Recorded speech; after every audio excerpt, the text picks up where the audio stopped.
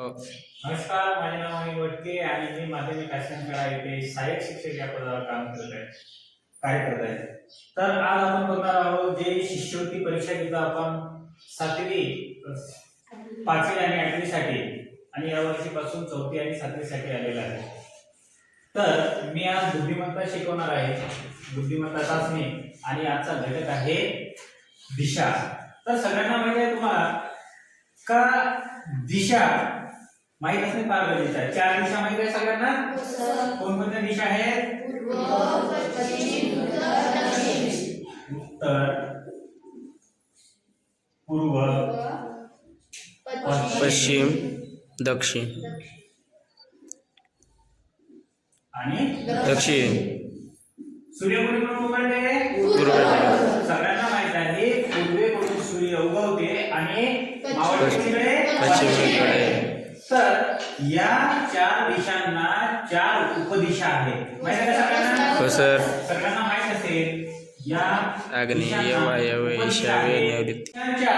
मध्ये 4 उपदिशा आहेत. पहिला आहे वायव्य, ईशान्य, आग्नेय आणि नैऋत्य. आता या 4 उपदिशा सगळ्यांना माहित असायला पाहिजे. यांना लक्षात ठेवण्यासाठी तुम्ही काय कराल? एक ट्रिक सांगतो तुम्हाला. एक ट्रिक लक्षात ठेवा, शॉर्टकट ट्रिक तुमच्या याच्यात नोट करून ठेवा. वा म्हणजे वांगे, ही म्हणजे इकर, आ म्हणजे अनु, नाही म्हणजे नये. विसरता का? वांगे, इकर, अनु, नये. वा म्हणजे वायव्य, ई म्हणजे ईशान्य, आ म्हणजे आग्नेय, नये म्हणजे नैऋत्य. विसरता का? हे एकदम साधी सोपी ट्रिक्स आहे. अजून एक, हे क्लॉकवाईज झालं. असं आपण जर पाहिलं तर घड्याळाचा काटा जसा फिरतो त्या दिशेने आपण पाहिलं इथून, है ना? घड्याळाचा काटा या दिशेने फिरतो, या दिशेने आपण लक्षात ठेवू शकतो. परंतु हे जर आपल्याला लक्षात ठेवायचं असेल, आणखी एक प्रकार आहे, ते म्हणजे दुसरा आहे आई,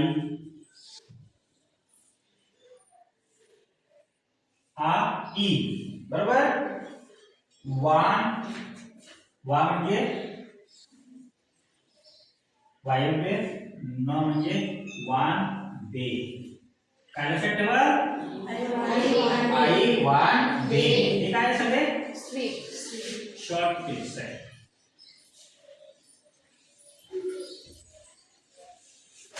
मैदानामध्ये पूर्वेकडे तोंड करून उभा आहे, तो उजवीकडे काटकोनात 2 वेळा वळला असता त्याचा समोरील दिशा कोणती? आता याच्यात उपदिशा विचारलेला आहे का? नाही, आपल्याला मुख्य दिशांचं काम आहे. ड्रॉ करून घ्यायचं. हे उत्तर, दक्षिण, पूर्व, पश्चिम. बरोबर. काय सांगितलेलं आहे? सोहेब मैदानात उभा आहे. तो उभा आहे, तो पूर्वेकडे तोंड करून उभा आहे. कुणीकडे? पूर्वेकडे, म्हणजे या दिशेला. म्हणजे त्याची लेफ्ट राईट कोणती असेल? राईट दिशा कोणीकडे असेल? दक्षिणेकडे. आणि लेफ्ट उत्तरेकडे. कुणीकडे वळला म्हणजे तो उजवीकडे उभा आहे आणि तो उजवीकडे वळला. आणि काटकोनात किती वेळा वळला तो? 2 वेळा. काटकोन माहिती ना? 1, 2. तर तो उभा असता त्याचा समोरील दिशा कोणती? कोणती दिशा असेल? तुम्हाला ऑप्शन देतो मी. उत्तर, पूर्व, पश्चिम आणि दक्षिण. कोणती दिशा असेल? कोणती दिशा असेल? पश्चिम. कारण की तो पूर्वेकडे तोंड करून उभा आहे, म्हणजे या दिशेने उभा आहे. नंतर उजवीकडे आला, नंतर आणखी उजवीकडे गेला. तर इकडची कोणती दिशा आहे? पश्चिम दिशा. म्हणजे उत्तर काय आहे? पश्चिम दिशा. तर प्रश्न असा आहे, प्रवासात आनंद एकूण किती वेळा वळला? म्हणजे 16 वेळा, 17 वेळा, 15 वेळा, 14 वेळा. तर एकदम सोपा प्रश्न विचारलेला आहे. किती वेळा वाढलेला आहे मोठ्या प्रकारे सांगा. तर मित्रांनो साधा आणि सोपा आहे. एक वळण दिलेलं आहे. त्या वळणावर प्रसन्न नावाचा व्यक्ती, आनंद नावाचा व्यक्ती आहे किती वेळा? हा, तर 5 1 2 3 4 5 6 7 8 9 10 11 12 13 14 किती वेळा? याचं योग्य उत्तर काय आहे? एकदम आपल्याला काय मोजायचे? याचे कोपरे मोजायचे आहे आणि त्याच्यावरून तुम्ही इथे उत्तर काढू शकता. जर तुम्ही असे मोजत बसले तर काय होईल? तुमच्यावर चुका होऊ शकतात आणि तुम्ही एखादं काय करू शकता, कोणी 16 मध्ये, कोणी 17 मध्ये, तर ते चूक होणार आणि तुमचे योग्य उत्तर निघेल. अभिषेक वाचन नाही बरं. अभिषेक घरातून बाहेर निघताना मावळत्या सूर्याची किरणे त्याच्या तोंडावर पडत होती. मावळती किरणाची तोंड म्हणजे जेव्हा सूर्य डुबत होता तेव्हा असेल. तो सरळ घरात गेला म्हणजे इकडे त्याचं घर आहे, इकडे तो सरळ घरात गेला. किती मीटर गेला? इकडे गेला. अभिषेक इकडे आला, सरळ घरात गेला आणि घरात सरळ जाऊन तो किती अंतरावर थांबला?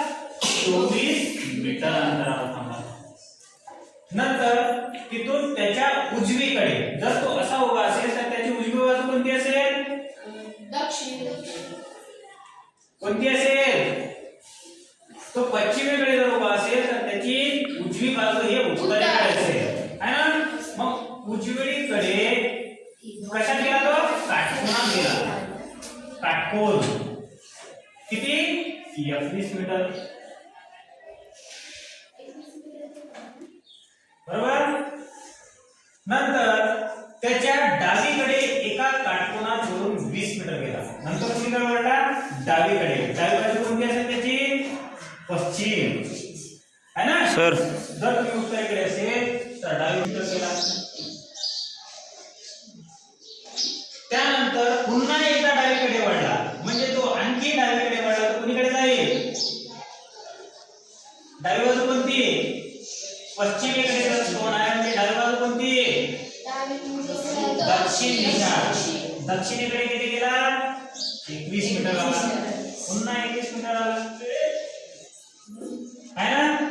आणि जर तिथं थांबला तर तो किती मीटर अंतरावर असेल? म्हणजे आपल्याला काय करायचं आहे? तो इथून तर इथपर्यंत आला तर किती अंतरावर आहे? एकदम सोपं आहे. काय झालं? तो घुमून फिरून कुठे आला? तिथंच आला. जेवढा 21 गेला 21 वापस आला म्हणजे 24 आणि 20 किती होते?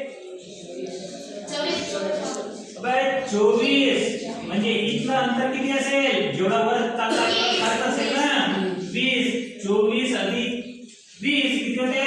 44. म्हणजे उत्तर काय असेल आपलं? 44. म्हणून तुम्हाला म्हटलं की एवढं मोठ्या बारांगल्या दिल्या, जर प्रश्न व्यवस्थित वाचला तर तुमचं काय उत्तर एकदम साधं आणि सोपं. म्हणून प्रश्न नीट वाचा. त्यांनी एवढं मोठं लिहिलं ते महत्वाचं नाही, पण तो कोणत्या डायरेक्शनला गेला, किती गेला, ते जर तुम्ही योग्य प्रकारे ड्रॉ केलं तर तुमचं एकदम सोपं होऊन जाईल. ठीक आहे? समजलं इथपर्यंत? ठीक आहे? आज के लिए इतना ही.